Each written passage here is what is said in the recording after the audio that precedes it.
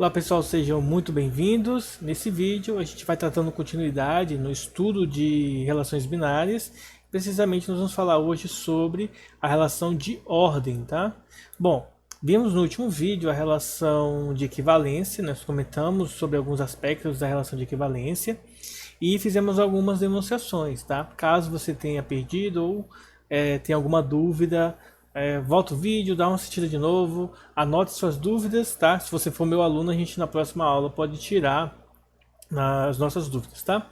Bom, então vamos agora para a gente fazer um vídeo bem direto sobre a relação de ordem. Precisamente nós temos o seguinte: se eu tenho uma relação R, tá, definida sobre um conjunto não vazio, ela vai ser uma relação de ordem se ela obedece três propriedades básicas, que é a propriedade reflexiva, a antissimétrica e a transitiva. A gente viu isso também, bem parecido nas relações de equivalência.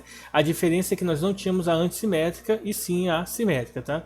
A diferença entre a relação de ordem e a relação de equivalência que a gente viu no último vídeo é simplesmente o seguinte: é simplesmente a propriedade antissimétrica, que basicamente indica pra gente que se dois elementos se relacionam mutuamente dentro, claro, de um conjunto, então significa dizer que esses elementos precisam ser iguais, tá? Caso contrário, se eles forem diferentes, você vai ter uma relação, pode ser que você tenha uma relação de equivalência, então fiquem espertos nessa definição, tá? Então vamos lá.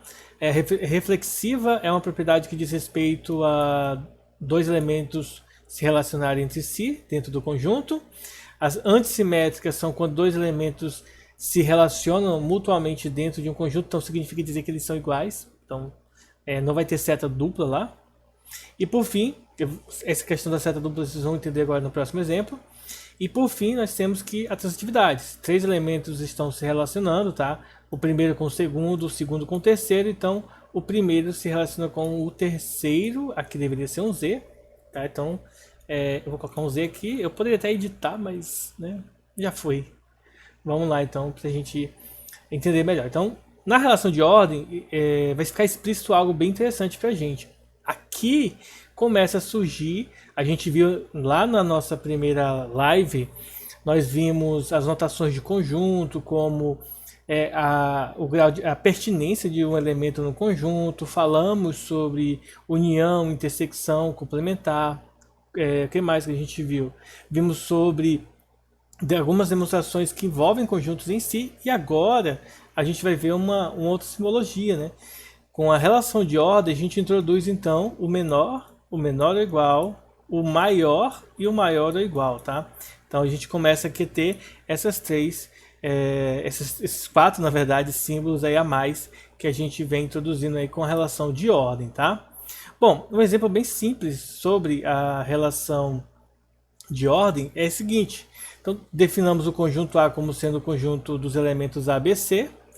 Então uma possível relação de ordem seria eu ter os elementos A se relacionando com A, B com B, C com C. Diagramaticalmente, né, essa palavra não existe, mas enfim, na forma do diagrama, vocês vão perceber que esses três aqui que eu acabei de enfatizar, eles vão ser aqueles que vão estar dando uma volta em si mesmo aqui nesse exemplo, tá? Então nós temos o A, o B e o C neste caso. Então nós vamos ter também ainda que o A se relaciona com B, então A se relacionando com B, B se relacionando com C, e pela propriedade transitiva, se A se relaciona com B e B com C, consequentemente o A tem que se relacionar com C, tá? Vejam que não existe a seta dupla, por exemplo, A com C e C com A, porque se tivesse A com C e C com A, então isso significa dizer que para poder garantir a relação de ordem, A e C precisam ser iguais. Basicamente, a gente poderia entender ou pensar mais ou menos o seguinte: se uma relação de ordem, então ele vai ter isso aqui, se A é menor do que B, por exemplo, B não pode ser menor do que B não pode ser menor do que A. Então, se A é menor do que B, isso daqui não pode acontecer, tá? Então isso aqui mata a questão da transitividade, tá?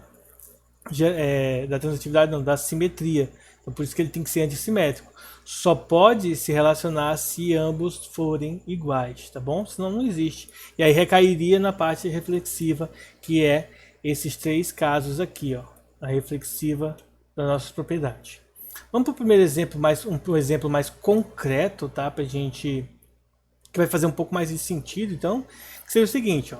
Vamos definir o conjunto, ou melhor, no nosso exemplo, vamos definir ele a partir do conjunto dos números complexos, de tal forma que, lembrem-se, o número complexo é o número da forma A mais BI, em que A e B são números reais e I é a unidade imaginária, lembrando que I ao quadrado é igual a menos 1, tá?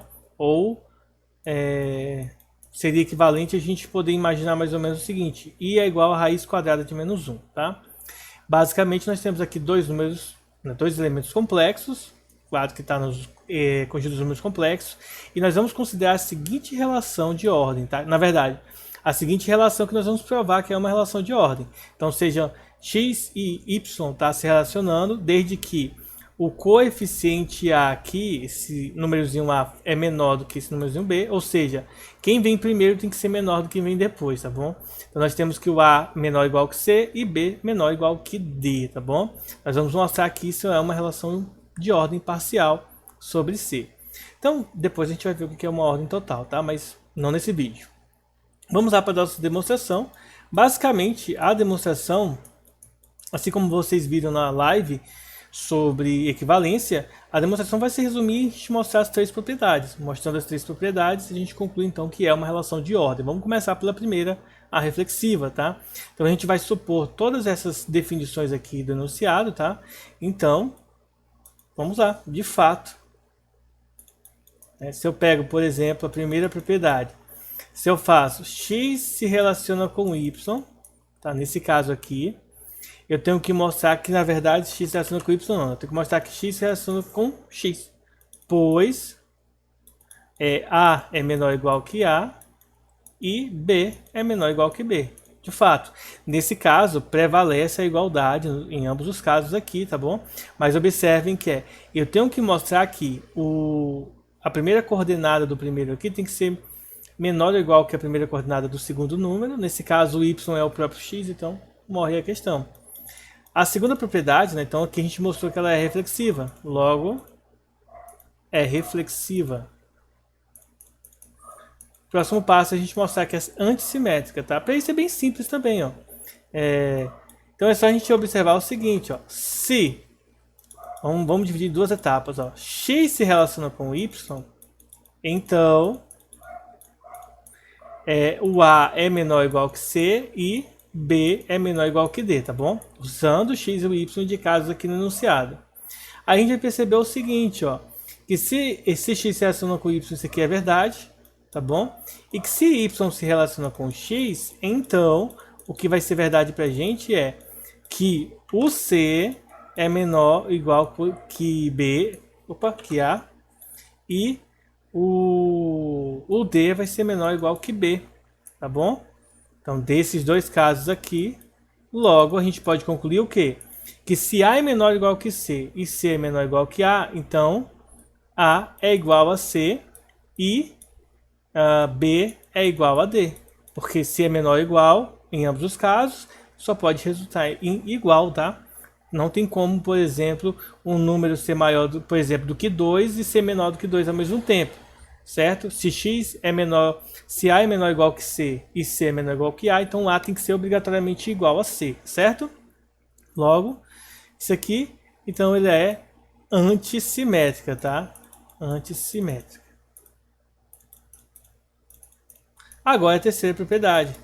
Vamos mostrar que também é transitiva, tá? Como que eu faço para mostrar que a propriedade vai ser transitiva? Eu preciso mostrar que se x se relaciona com y e y com z, então nós vamos mostrar que x se relaciona com z. Tá? É bem simples. Eu vou fazer aqui ao lado, só para ter um pouco mais de espaço, mas é bem tranquilo, tá?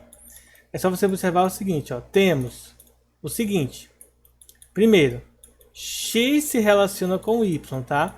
Isso daqui implica pra gente que o A é menor ou igual a C e o B é menor ou igual que D, tá? É o que está escrito no enunciado. Obviamente, se eu mudo as letras, tá? Eu vou só mudar aqui as relações. Vamos pegar aqui, por exemplo, y se relaciona com z. Vamos dizer que o z, tá?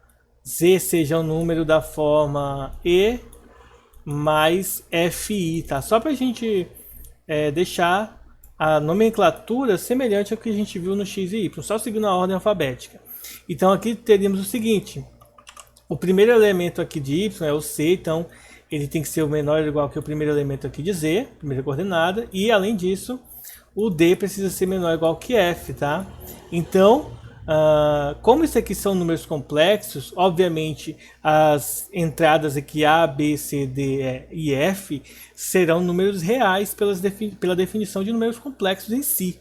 Logo, isso aqui vai obedecer. Então, se A é menor do que C e C é menor do que E, então vamos lá. Daí, vou escrever bem direto. Ó. A menor ou igual que C, que é menor ou igual que E, implica para a gente que o A é menor ou igual que E. Outro lado, se eu tenho aqui, por exemplo, B menor ou igual que D e D menor ou igual que F, obviamente, o B é menor ou igual que F, tá? Logo, isso aqui é de X, ó, esses carinhas aqui são de X e esses aqui são de Z, logo, X se relaciona com Z, né? Transitiva. Então a gente mostrou aí as três propriedades da relação de ordem pedidas aqui no início, tá? Reflexiva, antissimétrica e transitiva. Portanto, o conjunto dos números complexos, esse conjuntinho aqui, essa relação em cima dos números complexos é uma relação de ordem parcial. Com isso, infelizmente, a gente vai chegar ao fim desse vídeo, tá bom?